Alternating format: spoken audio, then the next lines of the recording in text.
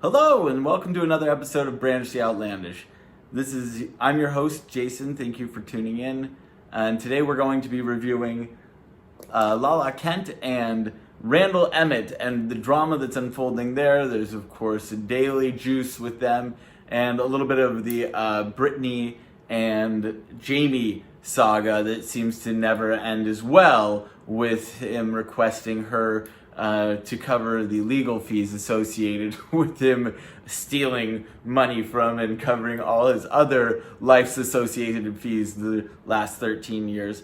But again, we're going to start today with LALA because she's, there's headlines everywhere about how, Randall is quote unquote the worst thing that's ever happened to her. And I just think that's fucking hilarious because she came out in the very first season that she was on Vanderpump Rules, exclaiming that she was looking for a guy with a private jet, that she wanted to suck a dick for a Range Rover kind of thing, and it seemed by season 2 she had achieved exactly that. And what was hilarious is when, all that drama was unfolding back then, I knew that she was keeping him secret for 2 reasons. Okay, let's be honest. She was keeping him secret because, one, he was already in the process of a divorce from someone who was 17 years younger than him at the time. And basically, if you look at it, whoever you are, however you want to compare it, maybe an upgrade or downgrade from LALA Kent herself already. So he's leaving one situation that had 2 daughters, of course, not to mention, and he's now entering another one, and unbeknownst to him, that's going to produce another daughter, and only lasts a very short amount of time as well with LALA. But again, so before they even introduced him, I knew whoever it was going to be, they were keeping him a secret, 1 for the divorce, and 2 for the fact that he's disgusting. I mean, whoever it was going to be, it was going to be like some fucking, Jabba the Hutt, like toe bucket old guy, or, like deformed type thing, sleazy, again, but with an awesome private jet. I mean, I had no doubt. I mean, she's smoking hot. She's from Utah, so she's got like that Mormon ancestry thing going on, and so she.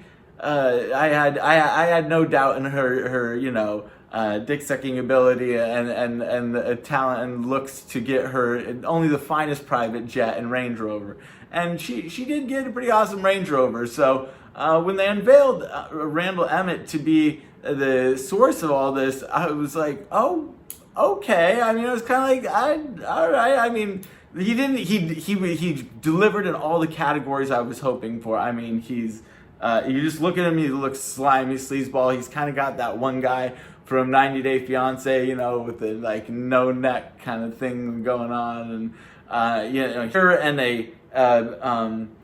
a style that you just can't explain, and he's a producer he's in a couple different movies, I don't know, maybe you guys have seen it. I hadn't seen anything on the list personally. I'm not going to name any of the movies because they're not worth naming.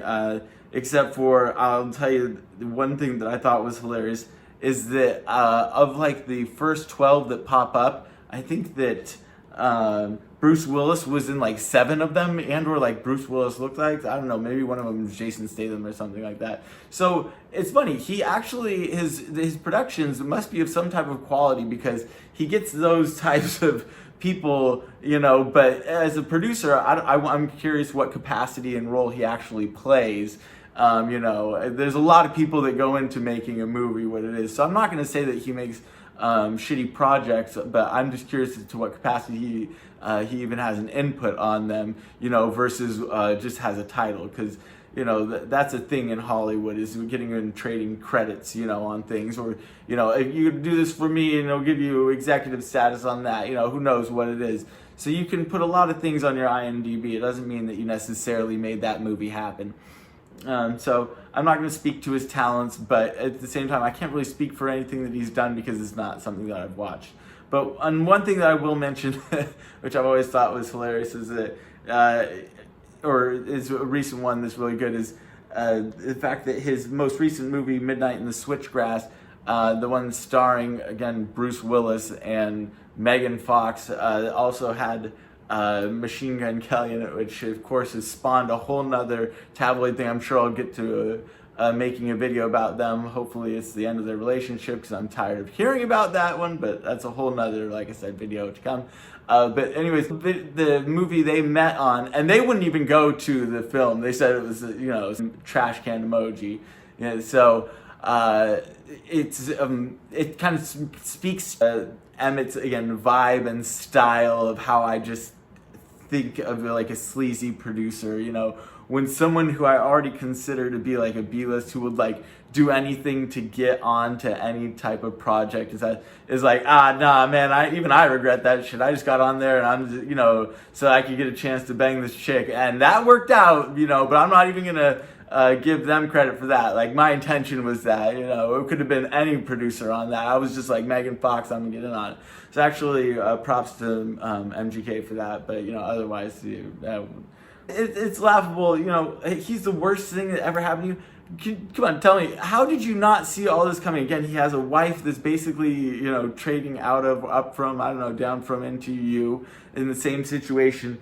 And, he works on projects that are kind of like questionable. You can't tell me that you didn't have like any expiration on this. This is one of those things where it makes me think that she went into the relationship and she's like, okay, I'm just going to be doing this. I'm going to get this, like I said, suck this dick, get this Range Rover. And then she actually fell in love. He hit it and turned out to be maybe there's a genuine side to Randall. I have no freaking idea. I don't know the guy, but, I'm just going off everything, of course, that I see and read. It's questionable. And so I think that there might be a genuine quality to him, it's very, very possible. And she saw it in him and she kind of fell for it. And then he turned out to be exactly what I think he would be, which is a total slime ball, and had like not just one, but apparently 2 girls in Nashville that he's banging. So, she found out after she's, head over heels and had a kid with him, which I got to say, her daughter Ocean is adorable. I'm sure things changed for her, but nothing ever changed for Randall, unfortunately. And, one thing that hell hath no knowledge of is a scorned white woman. Let me tell you, LALA Kent is one of the worst. If you're gonna burn someone, I wouldn't want to burn her. And I think what she's doing to him is the same thing that 50 Cent did to him when he owed 50 $1 million. Now, 50 Cent, this is back in 2019 when they first were getting together, he lent Randall $1 million when they were co-producing a project together. And I guess Randall either fell behind on payments, maybe never made them, but 50 wanted his money. And someone that, this speaks to kind of your character, like when your lender's been shot 9 times, and has ties to criminal organizations, and other things in his past and whatnot. None of these people can change, but when 50 is your lender and calls in his debts, it's someone that you pay up. And 50 had a really funny way of going about it. 50 basically called Randall a bitch and called him out, for his relationship with LALA, which was newly forming, and being like, hey, she could sleep with you one night and get a Range Rover, where's my money at? Posted some photo that Randall had posted, which I thought was fucking hilarious. It was like a selfie of him, and 50 was making this face, and then 50 captioned it something like, you owe 50 money, or when 50 wants his money. I'll put his shot of it in the video. But, embarrassing Randall. And from what I understand, Randall actually coughed up the $1 million that he owed 50 and got that all handled pretty quickly after 50 was calling him out over the weekend. And I think that my theory right now is that LALA is doing the same thing. She's calling Randall out and be like, you're a bitch, you got me this fake diamond, you know, which was probably a tip from 50, you know, hey, look, man, if you want to save some money, look, you want to save some money on the rock that you're going to get her this brown ass diamond, all right? I got all these chains filled with brown ass diamonds, you know, go to my guy, here, have one of my diamonds, you know, it's fucking 50, right? He's like, but give me my million, bitch, right? You know, and so, I mean, she's had 2 years free rent out of this. She's got 17 years free rent coming up from it. Okay, so you know, I don't want any of that, you know, this is the worst thing that ever happened to me. He's one of the best things because it's making you relevant still, okay? Because otherwise, I mean, let's be honest.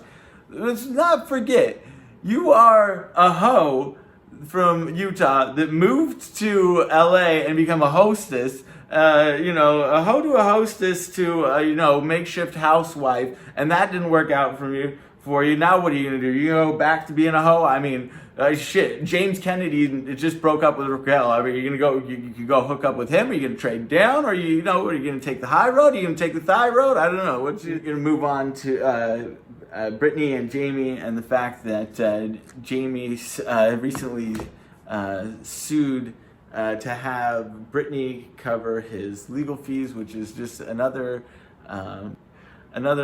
chapter in the ongoing saga that is the never-ending conservatorship that we, you know, Free Britney movement, which it's just ridiculous. And you know what I think is hilarious is fucking Britney. I mean, shit, that was yesterday's news. Today's news, apparently, it's all good because Brit posted a video to Insta, and it's her singing in her bathroom, and I think it's hilarious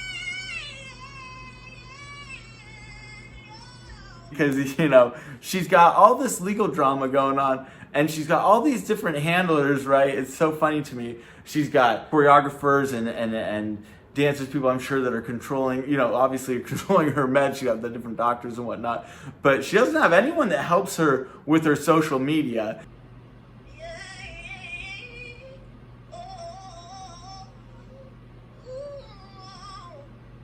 And I think that's hilarious. I mean, God, I bless you, Britt. I mean, I love you. Live your life, girl. You deserve it. But fuck, I mean, I even have better sense to post videos than what she's posting. And it's funny because it kind of annoys me because it's Britney fucking Spears. Like, I know you have the best shit that you could be. You have all this stuff at your fingertips, and you decide to go into your dark bathroom, which is, she's got what appears to be like an iPhone 12, because you know the bitch hasn't been able to go get anything. They gave her like the most basic cheap one.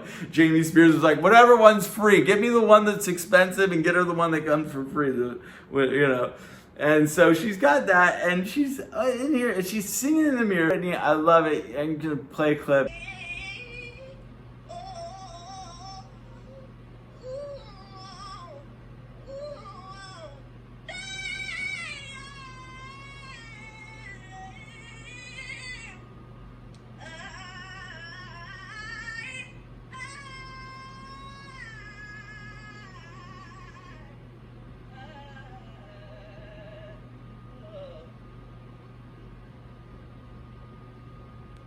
Style is their own, and to each their own, of course. I think it's awesome to celebrate them. But Britney, I know, girl, I know you can do better than what you're doing, and I think that, you know, you've got millions of fans really excited, like super excited, dying at their fingertips to like hear anything from you, anything, you know, and really want to just know that you're doing your best, right? And you're sending us messages from the darkly lit bathroom? I don't know. This a reflection style in the mirror. I mean, she's not even doing a selfie. It's like straight up in the mirror. Like, it reminds me of how I am when I was like, I don't know, early 20s drunk doing that, or if I'm at like, you know, doing it in the window of some bar or a building that might be. That just is funny. This what she's doing. Yeah, it's ridiculous. I know. Again, it'll be a whole nother video. So yeah, thank you for tuning in to another episode Brandish the Outlandish, which again, Outlandish, the famously fiendish family sandwich famously fiendish Swedish family sandwich bandit from San Francisco. Watch out for my next video. Thank you. Please hit the like button and subscribe for more ridiculous, stupid content to fill your ridiculous, stupid day.